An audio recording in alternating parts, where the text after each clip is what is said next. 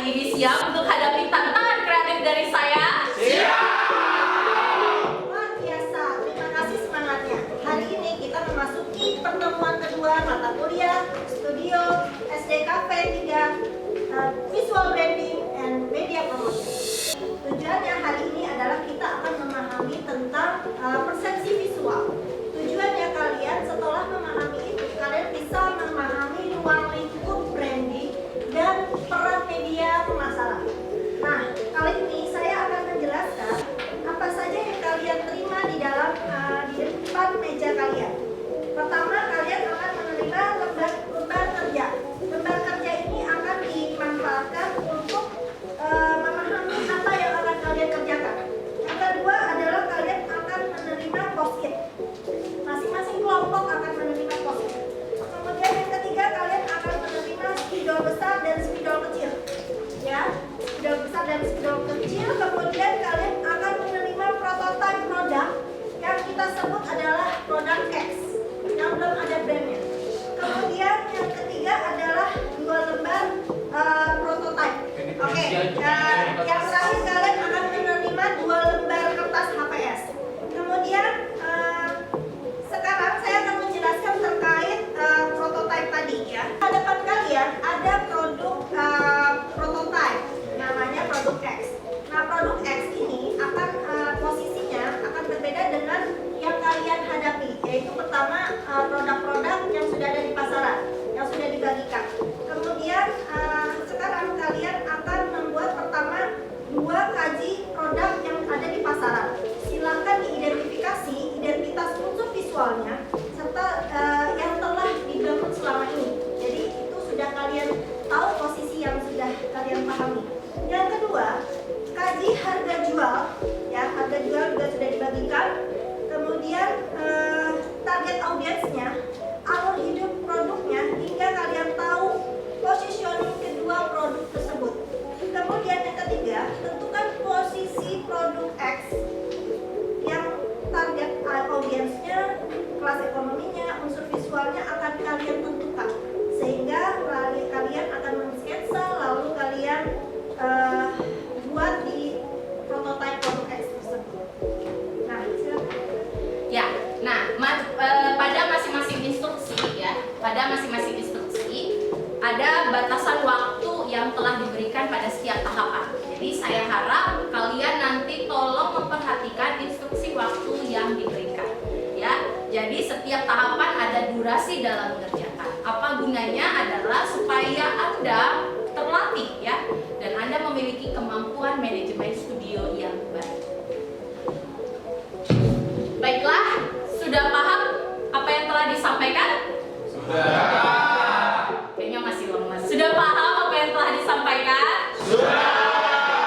Oke, baik, kalau sudah paham kita mulai. Saya persilakan Anda untuk masing-masing di dalam kelompok berdiskusi dan langsung mengerjakan.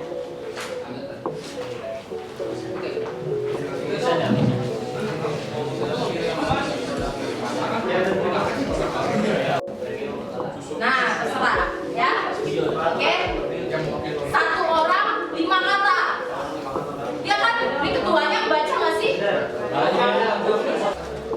Oke. Udah? Kalau udah silakan nanti dijajarin di bangkunya, di mejanya.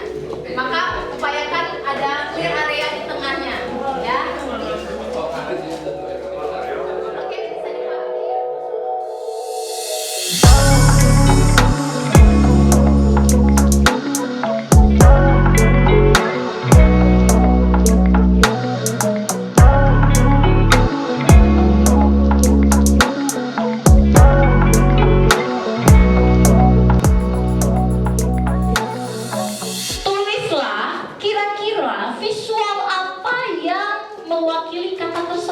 Misalnya tadi saya menemukan kata biskuit. Visual apa sih? 5, silakan tulis 5. Jadi unsurnya juga boleh. Unsur rupanya dipakai. Misalnya ada garisnya, ada super grafisnya. Silakan tuliskan kata dengan identifikasi visualnya apa. Lihat instruksi kerja. Ketua instruksi kerja dipimpin. Visual ada macam ya, ada simbol, icon, bla bla bla dan seterusnya. Jadi boleh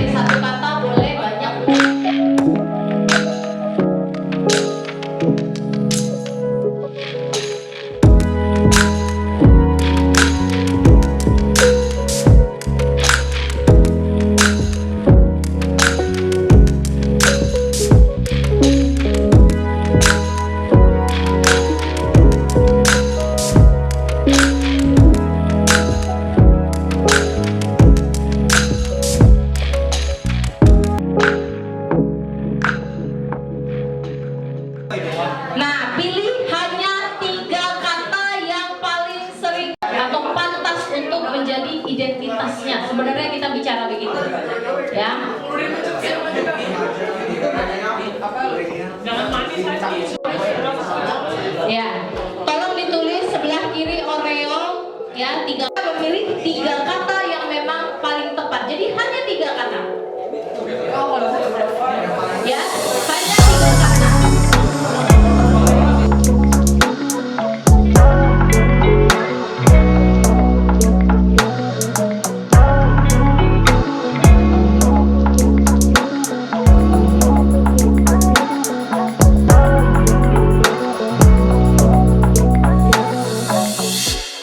Bagi 2, osle apa, oreo apa, sesuai posisi yang kalian tulis ya. Jadi nanti terlihat. Oke? Ya. Kemudian interest. Sosial.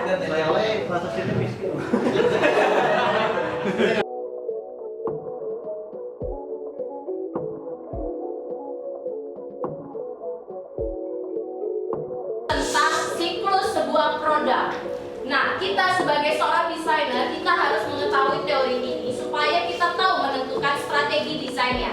Ya, teori ini mengatakan bahwa ada 4 posisi dari sebuah siklus produk. Namanya siklus berarti bisa berputar kembali. Ya, jadi mungkin Anda akan melihat ada beberapa produk di pasaran kok dia dulu ngetop sekarang mulai down. Ya. Oke, silakan juga melihat dari harga. Maka di sana diberikan harga. Siapa yang paling atas, siapa yang paling rendah.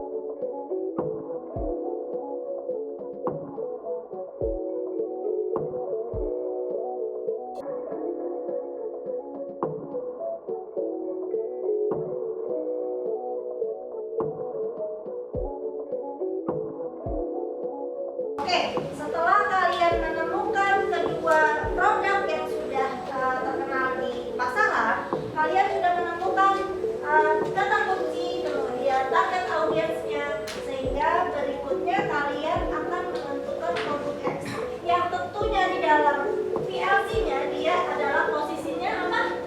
Introduction, karena dia sebuah produk baru.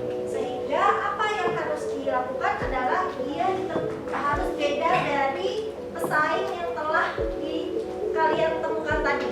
Ya, silakan kalian tentukan visual apa saja, target apa siapa, kemudian kelas ekonominya, kemudian geografis dan interestnya. Dipersilakan untuk mulai dari sekarang. Kita akan pakai waktu kembali. Silakan dimulai.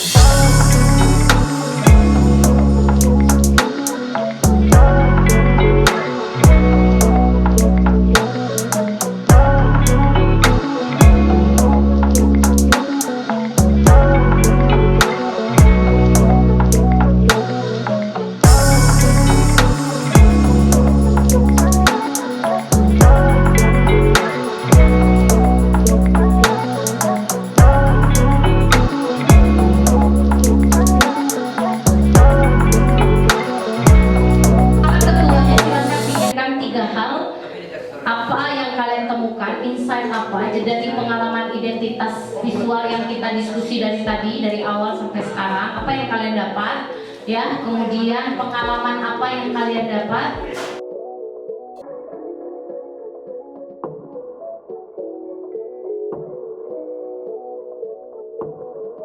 Oke, jadi hasil diskusi yang kita lakukan tadi, kita mendapatkan insight yaitu melatih kreativitas dari tiap anggota, dari tiap individu dalam mengusulkan ide gagasan dan juga menambah skill kita dalam kerja kelompok kan.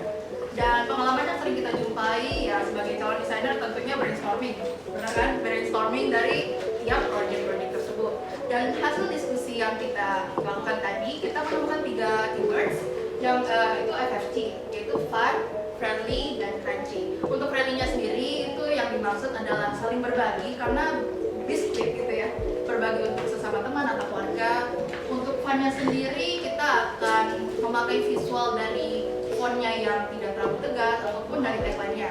Untuk crunchy-nya sendiri ini kita merepresentasikan agar biskuitnya itu terlihat lebih enak.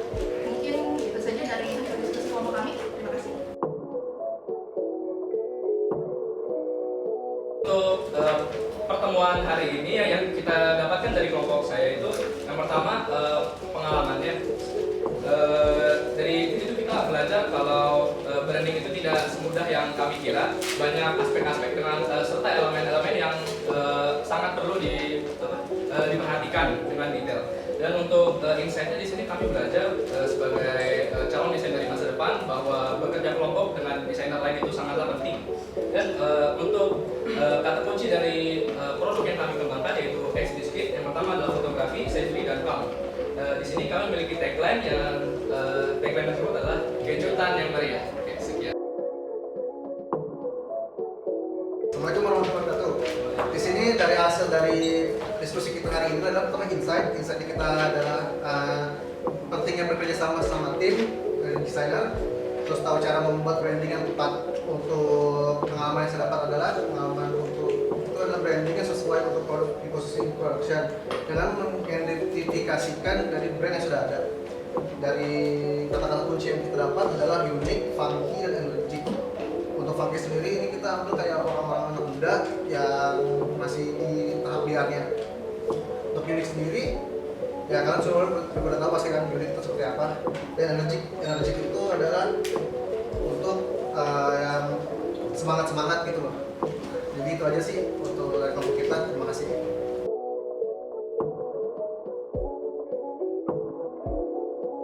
Oke, assalamualaikum warahmatullahi wabarakatuh. Di sini saya akan mempresentasikan apa hasil dari kerja kita sebagai tim untuk membuat sebuah branding yang profesional dan tepat. Nah dari sini dari banyak keyword yang kita dapatkan di sini kita mendapatkan sebuah keyword yang berkumpul, berserat dan karakter karena di sini kita memiliki target market yang berusia 15 tahun ke atas dengan kelas sosial itu menengah ke atas dan interest dari produk kami itu manis, susu, bermain, sehat, olahraga dan ekonomis. Dan produk kami ini masih dalam tahap produk introduction. Oke, sekian, terima kasih. Ya, jadi seperti yang tadi kita telah diskusi bersama, hari ini kita sudah belajar bagaimana identitas visual itu bisa membentuk sebuah persepsi, ya. Jadi setiap brand ketika Anda nanti ingin merancang sebuah visual branding, Anda harus memikirkan atau membuat pertimbangan khusus sehingga nanti akan muncul persepsi visual yang juga sesuai dengan kata kunci atau identitas yang kalian bangun, ya. Jadi apa yang hari ini kita lakukan adalah bagaimana Anda bisa membangun sebuah identitas dalam sebuah produk. Nah, identitas itu di dalamnya ada value yang kalian tadi sudah sebutkan di masing-masing kelompok, ya. Dan value itulah yang menjadi dasar Anda untuk membuat keputusan desain atau visual sehingga menghasilkan sebuah persepsi visual. Kira-kira demikian. Oke? Nah, dari hal diskusi tadi, jadi kita ulangi, kita tegaskan hal apa yang bisa kita temukan? Bahwa visual tertentu itu dapat memberikan persepsi tertentu ya. Visual dapat memberikan value dan positif tertentu. Oh saya, pemilihan visual itu sangat diperlukan apalagi di dalam pemasaran produk ya. Berarti kan ya, itulah yang kita diskusikan. Jadi persepsi visual adalah pandangan atau respon dari konsumen dari apa yang kita sudah berikan identitas dalam sebuah produk tersebut. Jadi maka kita harus benar-benar tadi ya, seperti yang tadi teman-teman sampaikan, bahwa memperhatikan unsur-unsur apa dan identitas apa yang perlu kita bangun dalam produk tersebut, ya. Ya, karena itu bagi kita sebagai seorang desainer, kita harus punya dasar dalam menentukan sebuah desain yang kita akan buat. Jadi kita harus punya dasar. Dan dasarnya apa? Yang seperti yang kita tadi lakukan ya. Kita harus melihat seperti apa riset pesaing dan sebagainya. Kita bisa melihat targetnya, positioningnya, sehingga produk yang akan kita buat tadi kita tahu positioningnya di mana, sehingga bisa berbeda dengan produk-produk yang sudah ada di pasaran. Ya, maka Anda sebagai seorang desainer ketika membangun identitas harus memiliki strategi. Nah, itulah strateginya bagaimana kita dapat tadi. Kita sudah tahu target dan positioningnya. Oke, sudah dimengerti? Sudah. Oke, sampai di sini ada yang mau ditanyakan? Saya persilakan. Ya.